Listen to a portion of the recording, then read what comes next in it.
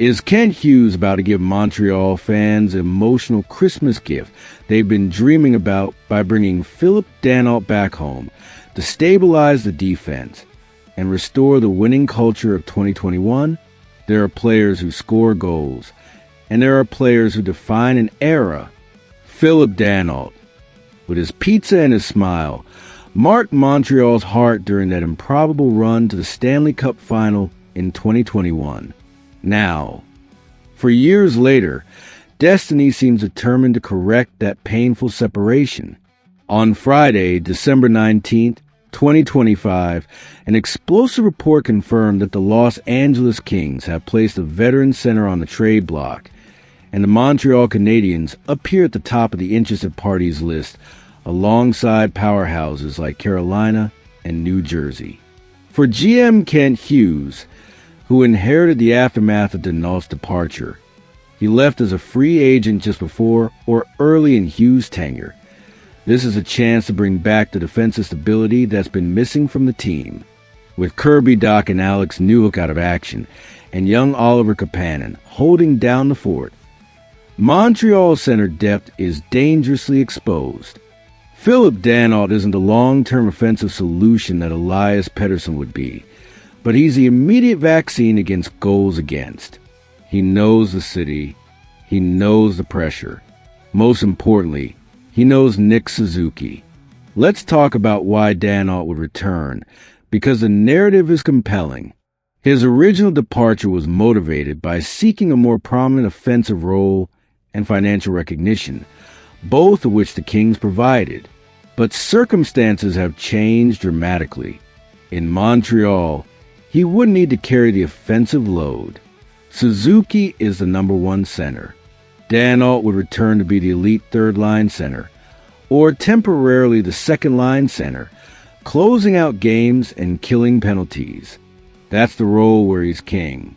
That's the role where his two-way excellence shines brightest. The Kings situation creates opportunity. Los Angeles needs to clear cap space and streamline their roster. Danault carries a heavy contract for a third-line center in their system.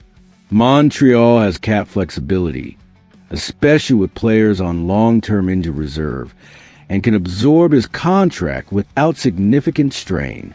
The Habs might even receive a sweetener, a draft pick, for taking on the salary and solving LA's problem.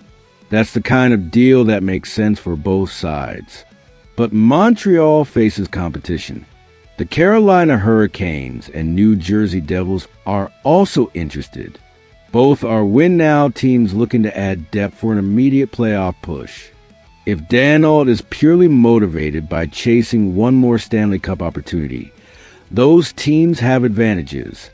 But if he's motivated by legacy, by coming home, by restoring his relationship with City that never stopped loving him, Montreal is unbeatable.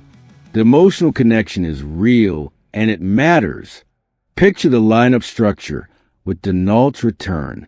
First line, Cole Caulfield, Nick Suzuki, Uri Slafkovsky. That's your elite scoring line, your top matchup nightmare. Second line, Patrick Lane, Phillip Danault, Ivan Demidov. Danault protects the young Russian phenom, while Lane and Demidov provide offensive firepower. That's a line that can shut down opponents' top lines while still generating offense. Third line, Josh Anderson, Jake Evans, Brendan Gallagher. Depth and grit. The defensive impact is immediate and transformative. Danault removes the defensive burden from Suzuki's shoulders, allowing the captain to focus purely on scoring and creating. Suzuki has been asked to do everything. Lead defensively, handle the toughest matchups, drive offense, and carry the team's identity. With Danault in the lineup, Suzuki can be unleashed offensively, while Danault handles the defensive heavy lifting. That's how you maximize your captain's potential. Beyond the immediate impact, Danault becomes the perfect mentor for Owen Beck, the future defensive-minded center of this organization. Beck can watch Danault work every day, learning how to win faceoffs, how to position defensively, how to make the smart play under pressure. That kind of mentorship is invaluable for a young player's development. The market is heating up. We've already seen Quinn Hughes move. We've heard rumors about Elias Pettersson. Now, Danault is available. Kent Hughes is clearly active, clearly looking to improve the roster at the deadline. Bringing Phillip Danault back would be the feel-good move of the year, but it would also be smart hockey. The team desperately needs character and defensive stability. Danault brings both in abundance. The price should be reasonable. Probably a mid-round draft pick or a swap of bad contracts. The Kings want to move him, and Montreal has the cap flexibility to absorb him. This isn't a complicated negotiation.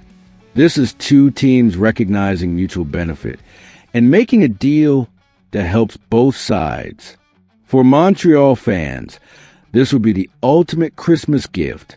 Danault returning to the Bell Center, wearing the Canadiens jersey again, bringing his defensive excellence and his leadership back to a team that desperately needs both. The narrative writes itself. The hero returns home. The circle completes. The team that fell short in 2021 gets another chance with the man who made that run possible. If the price is right, if Danault is willing to come home, if the Kings are motivated to move him, this deal should happen. Prepare to see number 24, or whatever number is available, fly across the ice at the Bell Center again. The celebration pizza is already in the oven. Should Kent Hughes pull the trigger on Danault, despite his current offensive struggles with LA? Or should Montreal focus on acquiring a more offensively minded center like Pettersson? Is bringing back the 2021 hero worth the investment? Or is this pure nostalgia clouding judgment? Drop your thoughts in the comments and hit that like button if you think Phillip Danault's return will be the perfect Christmas present for Montreal Canadiens fans.